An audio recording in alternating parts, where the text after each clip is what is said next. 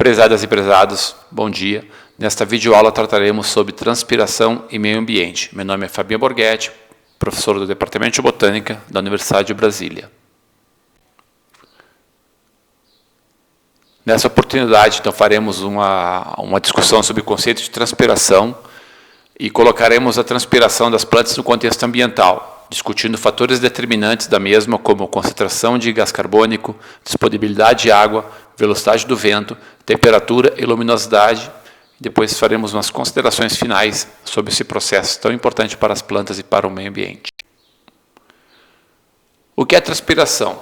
Conceitualmente, ela representa as trocas gasosas que ocorrem através dos poros, chamados estômatos, que se abrem para a entrada de CO2, gás carbônico, entretanto, acaba permitindo a saída de oxigênio e água por evaporação. Se relembrarmos a estrutura de uma folha, que é composta por uma epiderme superior, uma epiderme inferior, parênquima palissádico e parênquima lacunoso, essa distribuição de células no tecido foliar forma espaços, chamadas também câmeras subestomáticas, quando essas câmeras ou quando esses espaços se localizam debaixo do poro estomático. Aqui nós temos esquematicamente um estômato e outro estômato.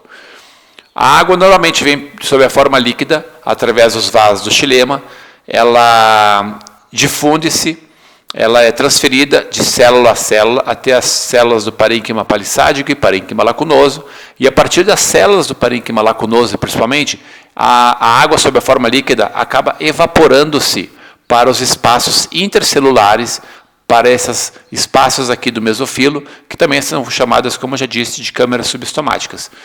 Devido a uma diferença de concentração de vapor de água entre o ambiente interno, entre as folhas e o ambiente externo, atmosférico, a água acaba saindo por difusão, sob a forma de vapor, de dentro das folhas para fora das folhas.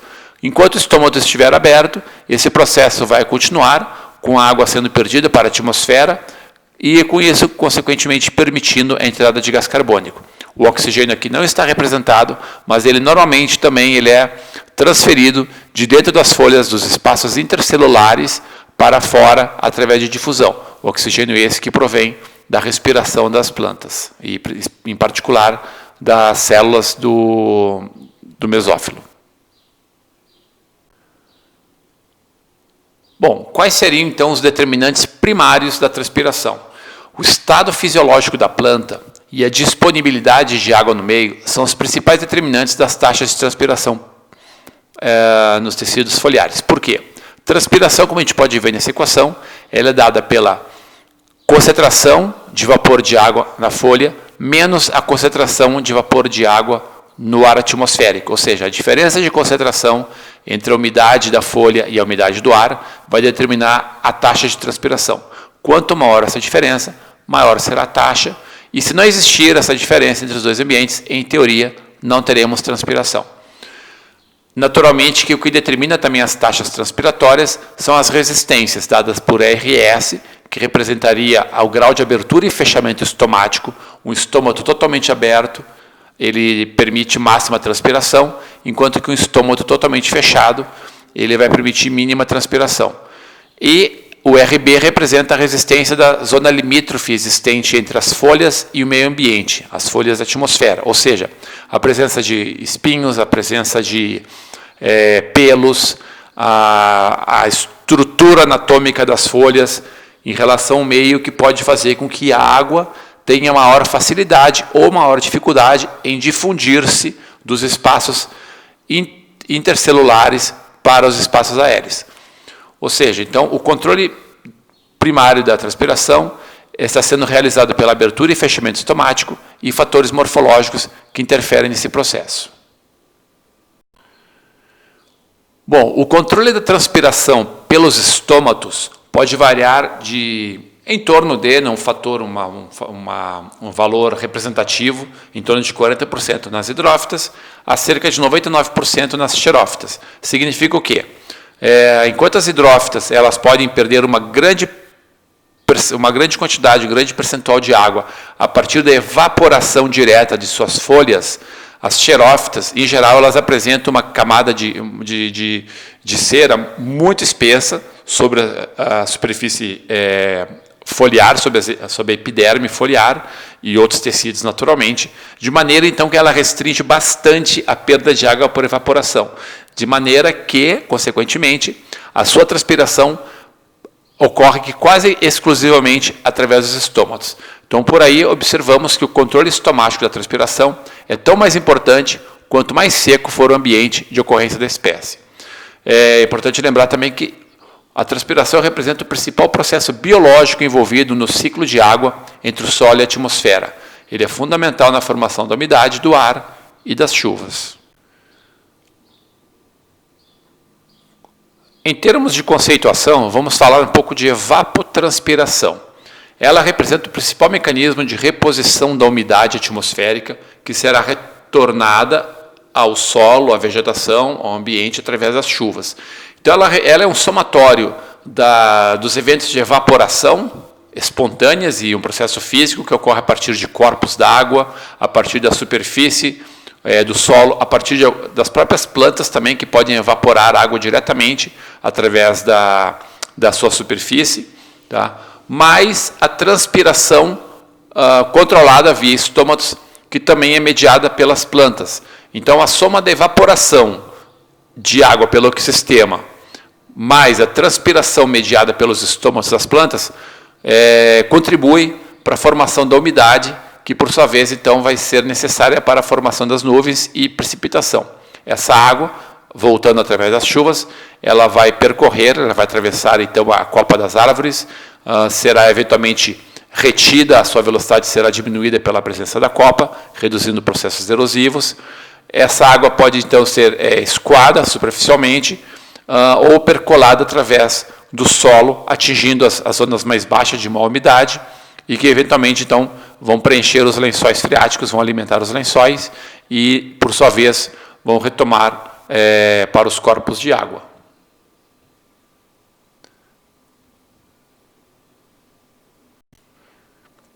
Então, se focarmos nas plantas, a gente pode entender que a transpiração ela é afetada por diversos fatores ambientais, como a disponibilidade de água na atmosfera e no solo, a demanda evaporativa, isso é o quanto que o ambiente ele demanda por umidade dos sistemas, das plantas, dos animais, do solo, dos corpos d'água, da temperatura atmosférica, há uma tendência dos ambientes mais quentes, eles gerarem maior demanda evaporativa, da concentração de gás carbônico, que tem relação direta também com o grau de abertura e fechamento estomático, lembrando que os estômatos se abrem e se fecham primariamente para capturar gás carbônico.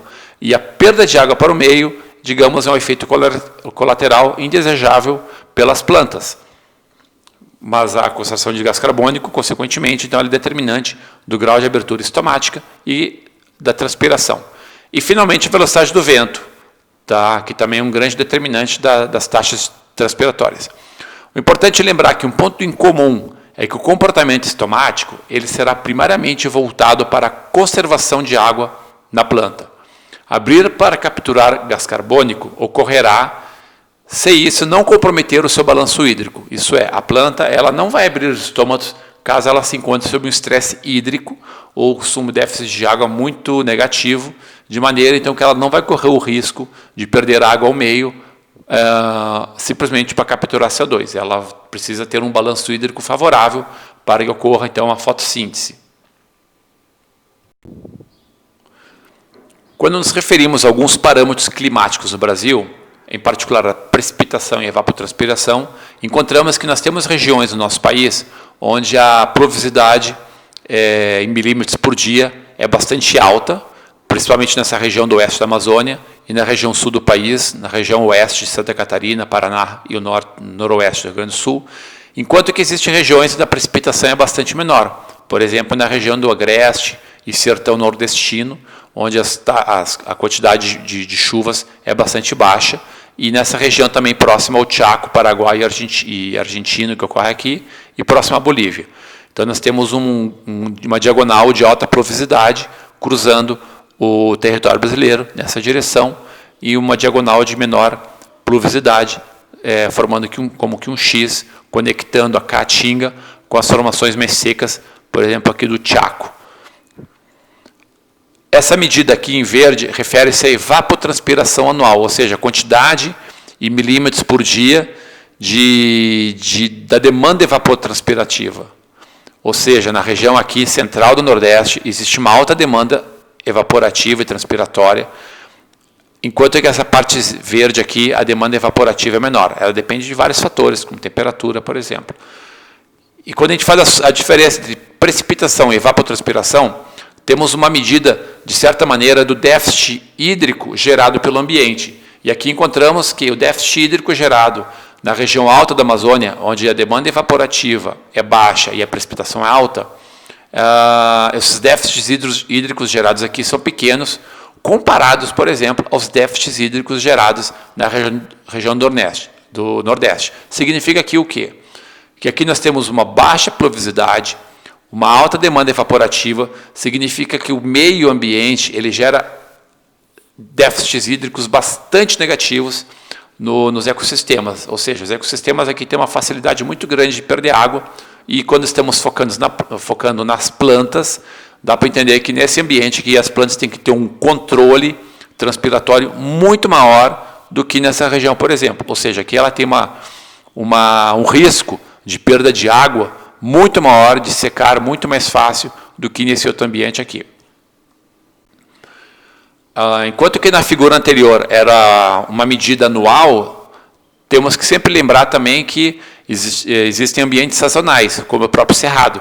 E nesses ambientes sazonais nós temos um período chuvoso e um período seco. No caso, quando nós temos uma sazonalidade estabelecida pela disponibilidade de água, onde a quantidade, aqui comparando os dois ambientes secos e chuvosos, nós temos que a quantidade de fluxo de fotossintéticos é mais ou menos semelhante. Na estação seca um pouco maior, porque a pluviosidade tende a ser menor. A temperatura do ar tem pequenas diferenças, mas a demanda evaporativa, dada aqui pelo déficit de pressão de vapor, é quase o dobro na região seca, ou na estação seca, comparada com a estação chuvosa. Essas medidas são um pouco mais antigas. As concentrações de CO2 em 1997 estavam em torno de 336, 338. Hoje em dia já estamos nos aproximando de 400 ppm.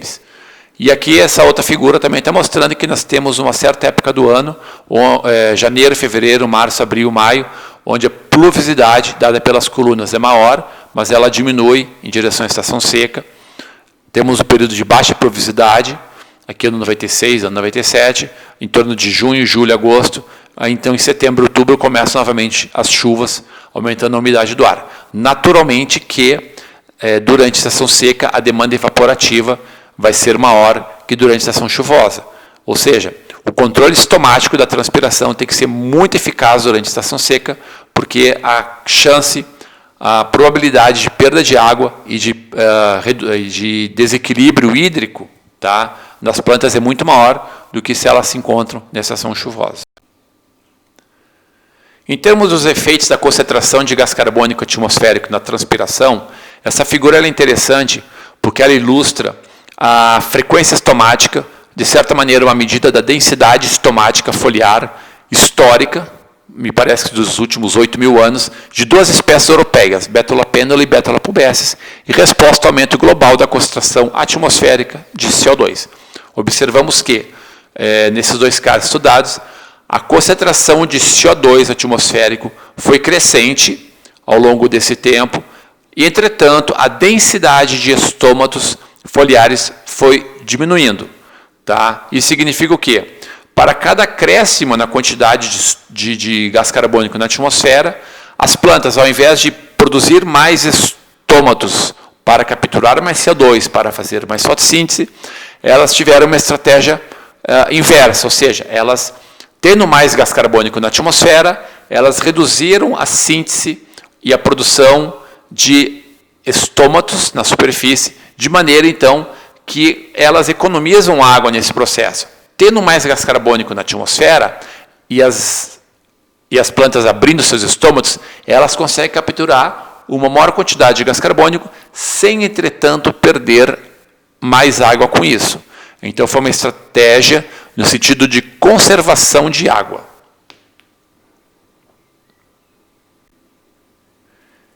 E é interessante tratarmos sobre o comportamento das plantas em relação à concentração de gás carbônico atmosférico, porque historicamente a concentração desse gás nunca foi constante. Se a gente faz, medidas feitas nos últimos 800 mil anos mostram que a concentração de gás carbônico atmosférico sempre foi variável. Teve seus picos de elevação e de queda, elevação e queda, que respondem a vários fatores ambientais, vários fatores climáticos, tá? E esse comportamento na concentração de gases atmosféricos, ele foi alterado apenas recentemente, depois do surgimento da espécie humana, que foi mais ou menos nesse período aqui, e aqui nesse momento atual, nos últimos 80 ou menos anos, a concentração de CO2 atmosférico mais que dobrou em relação à sua média histórica.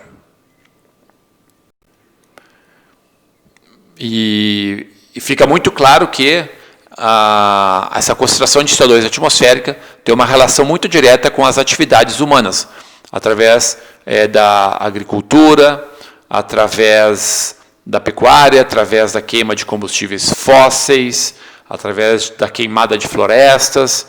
Então, todos são fatores que, de uma maneira ou de outra, contribuem com o aumento da concentração de gás carbônico, também a concentração de outros gases, como o metano. Com isso somado, gera então o conhecido aquecimento global. Bom, essa figura é interessante porque ela está relacionando o grau de abertura estomática, se ele está fechado ou está amplamente aberto, em relação à velocidade do vento. Aqui nós temos uma situação onde o ar está parado, tá?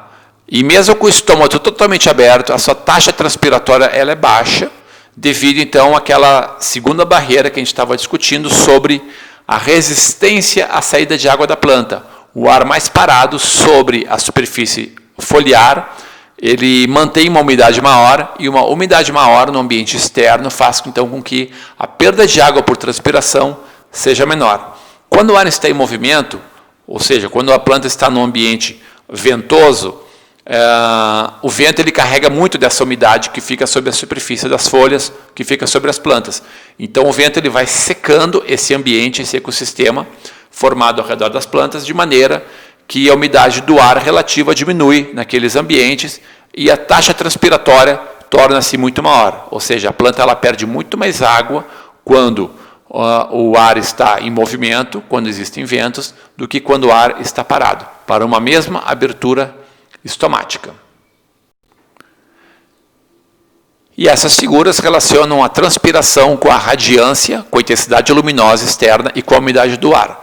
No primeiro gráfico, podemos ver então que a evapotranspiração, dada por EV, ela aumenta conforme aumenta a radiação global externa, ou seja, a intensidade luminosa, vai aumentando.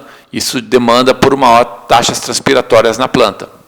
Enquanto que a evapotranspiração, normalmente, ela diminui com a umidade relativa do ar. Ou seja, quanto mais úmido o meio, menor a demanda evaporativa, menor a evaporação a partir das folhas.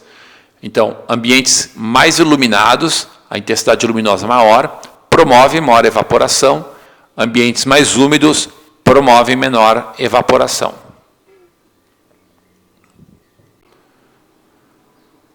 Essa figura aqui é interessante e ela conecta a transpiração com a fotossíntese através da luminosidade. Isso aí a gente depois vai estudar mais adiante, mas o que está mostrando essa figura aqui? Com o aumento da densidade fluxo de fótons fotossintéticos, ou seja, com o aumento da intensidade luminosa utilizada pela fotossíntese, fica claro um aumento das taxas assimilatórias ou quantidade de gás carbônico capturado pelos estômatos. Naturalmente que essa captura de gás carbônico, por mais que os estômatos se abram, chega até um limite fisiológico, que é o limite fotossintético, ou seja, por mais que aumente a intensidade luminosa, a planta não consegue mais assimilar gás carbônico, porque ela não tem aparato fotossintético, ela não consegue fazer uso desse gás carbônico excessivo no seu processo fotossintético. Então, existe um limite fisiológico para a fotossíntese nas plantas. Essa figura aqui ela é bastante emblemática e ela representa, então, vários passos fisiológicos que acontecem com uma planta ao longo do dia. Nessa situação aqui, vemos aqui o horário do dia, o dia solar, tá? 8, 10, 12 até as 16 da tarde, 16 horas. E aqui a disponibilidade de luz, ou seja, a densidade de fluxo de fótons fotossintéticos. Observamos que aqui ocorre um aumento já de manhã com o amanhecer do dia, depois fica bastante alto. Aqui dá uma pequena queda, provavelmente associada com a nebulosidade, e depois ele sobe de novo, e ao longo do dia nós temos então essa variação na disponibilidade de luz ambiental.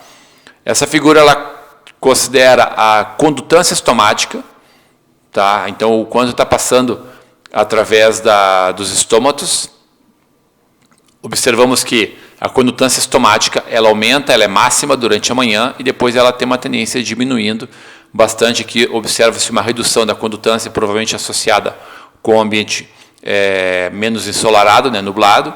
Depois, quando o ambiente fica mais ensolarado, ela aumenta de novo, dando a entender que os estômatos abriram-se um pouquinho mais e finalmente então os estômatos vão se fechando até o final do dia, até o escurecimento. Aqui representa a assimilação de gás carbônico, tá? Através da fotossíntese,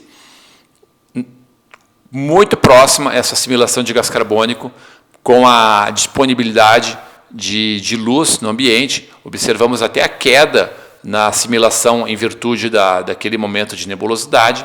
Então, a assimilação de CO2, que é a medida bastante próxima das taxas fotossintéticas, tem uma relação muito direta com a disponibilidade de ar, de luz no ambiente. E essa figura aqui, ela representa então as taxas transpiratórias. A gente observa que com o começo do dia, com a abertura dos estômatos, aumenta a taxa transpiratória, depois ela diminui um pouquinho, devido ao ambiente menos ensolarado, mais nublado, e depois ela aumenta novamente, atingindo o valor máximo no meio da tarde, que também tem relação com o ambiente mais seco, né? Ao longo do dia, há uma tendência eventualmente do ambiente ficar mais seco. Então ele aumenta a demanda evaporativa, tá? Ele fica mais seco, fica mais quente, a demanda evaporativa aumenta e com isso as taxas transpiratórias totais elas acabam também sendo maiores. Então a gente observa aqui como uma variável ambiental, no caso a luminosidade, determina diferentes parâmetros nas plantas, em particular essa condutância estomática, as taxas de assimilação de gás carbônico pela fotossíntese e as taxas transpiratórias que também respondem à temperatura e à umidade do ar. Essa figura ela é interessante porque ela mostra o experimento conduzido com umas plantas que estavam em vasos ao longo de vários dias, né, dias e noites, aqui em escuro é noite e em claro é dia. Não é? E nesse momento zero inicia esse experimento. O que significava esse experimento? Ele representava o momento que a pessoa parava de irrigar aquelas plantas. Ou seja, quando ela estava completamente irrigada, o potencial hídrico do solo ele era zero. O solo estava totalmente hidratado, com bastante água disponível. No momento que ele para de irrigar, o potencial hídrico do solo vai se tornando mais e mais negativo ao longo dos dias. Naturalmente, aquela água que estava no solo está sendo perdida por evaporação e está sendo perdida pela absorção pelo sistema radicular das plantas. O interessante notar também que a cada dia o potencial hídrico foliar e o potencial hídrico das raízes torna-se mais e mais negativo, de acordo com que o potencial hídrico do solo vai ficando mais negativo. No primeiro dia, o potencial hídrico foliar é em torno de menos 0,5 megapascal, o potencial hídrico do solo é muito próximo, ou da raiz é muito próximo do solo, e de acordo com que o solo vai ficando mais seco, as folhas geram potenciais hídricos mais negativos e as raízes também geram potenciais hídricos mais negativos. De acordo com que o solo fica mais seco ainda, as folhas e as raízes têm que gerar potenciais hídricos mais e mais negativos, de maneira que eles consigam compensar, de maneira que eles consigam absorver a água do solo, que, por sua vez, também está ficando mais e mais negativo. E essas variações aqui é entre os potenciais hídricos gerados ao longo do dia e depois a compensação ou balanço hídrico que ele é restabelecido durante a noite. A abertura estomática, altas demandas evaporativas, potenciais hídricos foliares bastante negativos, à noite, ou uma reposição ou um reequilíbrio hídrico entre a planta e o meio. E assim vai sucessivamente, tá? Mostrando então como as plantas vão se ajustando ao meio conforme a disponibilidade de água daquele ambiente. E essas figuras também são interessantes pelo seguinte: nessa situação A, observa-se que durante a estação chuvosa, as taxas transpiratórias altas das plantas estão sendo compensadas pela umidade do solo. Esse solo está sendo mantido úmido pela malha capilar ou pelo deslocamento, né, pela umidade do solo que vai subindo daquele ambiente, daquela zona de alta umidade para as zonas de mais baixa umidade, mantendo então essa rede de umidade, essa capilarização de água através do solo, mantendo então esse solo próximo às raízes bastante úmido. Durante a estação seca, o que acontece? A falta de chuva ou a maior evaporação de água a partir do solo faz com que se forme uma zona de baixa umidade aqui próximo às raízes e a água se desconecta, essa coluna, essa água que estava formando um contínuo entre as regiões mais profundas e mais superficiais, se rompe. A umidade da água não consegue atingir, a umidade do solo, né, não consegue atingir as superfícies próximas às folhas, gera-se uma zona seca e, com isso, a planta passa então a ter um desbalanço hídrico, tá, que inevitavelmente vai, nesse caso aqui, ela estrategicamente deveria fechar os estômatos para que não ocorra perda de água para a atmosfera e perda da homeostase. Então, a tendência aqui será o quê? Ela parar com essa atividade transpiratória. E de que maneira ela faz isso? Em geral, quando as raízes estão sob estresse hídrico, elas sintetizam um hormônio chamado ácido abscísico. Esse hormônio, sintetizado em situações de estresse, ele é gerado nas raízes, ele é carregado pelos tecidos vasculares até as partes aéreas, e chegando às partes aéreas, eles emitem um sinal para as folhas, promovendo o fechamento estomático. Dessa maneira, então, as plantas conseguem, mediante estresse hídrico radicular, fechar os estômatos e impedir a perda de água por transpiração. Com isso, então, elas evitam de entrar num desbalanço hídrico e de perder a sua homeostase celular, de perder muita água para o meio e correr o risco até, inclusive, de morrer. O ácido abscísico, quando ele chega nos estômatos, ele tem uma tarefa muito simples. Claro que os processos são mais complexos que esse, mas em geral o que acontece, que o ácido abscísico chegando até as células guarda, ele dispara canais de cálcio que, mesmo em baixa concentração, funcionam como segundo mensageiros de uma cadeia, cascata de sinais que vão promover a despolarização da membrana e a abertura de canais que promovem a saída de potássio. Então, o ácido abscísico, ele através de sinalizadores secundários, vai acabar promovendo a extrusão, a saída de potássio, de dentro das células guarda para fora das células guarda. Consequentemente, como já se viu anteriormente, a saída do potássio vai carregar consigo a água, que de maneira passiva também vai sair desse ambiente, tá, das células guarda e vai para a célula subsidiária e para as outras células. Com isso, os estômatos vão perdendo turgor e tornam-se flácidos. O estômato sem turgor, ele se fecha. Tá? E enquanto o ABA estiver presente, ele também vai impedir que bombas proto-ATPase funcionem e vai impedir com isso também que os canais que capturam, que transportam potássio de fora da célula para dentro das células, também não funcionem. Essa barra aqui então está indicando o bloqueio do funcionamento dos canais de potássio para dentro da célula. Com isso, as concentrações de potássio dentro das células guarda permanecem baixas. Com isso, a água não é absorvida para as células guarda, elas permanecem flácidas, né, não túrgidas, e com isso, então, os poros estomáticos não se abrem. É uma estratégia extremamente importante para o balanço hídrico da planta para evitar que a planta perca a água pela transpiração. É um processo simples de controle da transpiração através do transporte de potássio de dentro para fora das células guarda. Então, concluindo, A gente observou hoje, nessa videoaula, que a transpiração via estômatos ela é essencial para a economia de água pela planta. Esse é um processo fundamental no ciclo de água nos ecossistemas, através, então, da transpiração vegetal. São elas, as plantas, os vegetais, de uma forma geral, que mantêm esse ciclo de água entre o solo e a atmosfera, sendo um processo biológico, naturalmente, que fatores ambientais interagem com as condições fisiológicas das plantas no controle da transpiração, e o princípio reinante das plantas é a conservação de água, ou seja, manter a sua homeostase hídrica.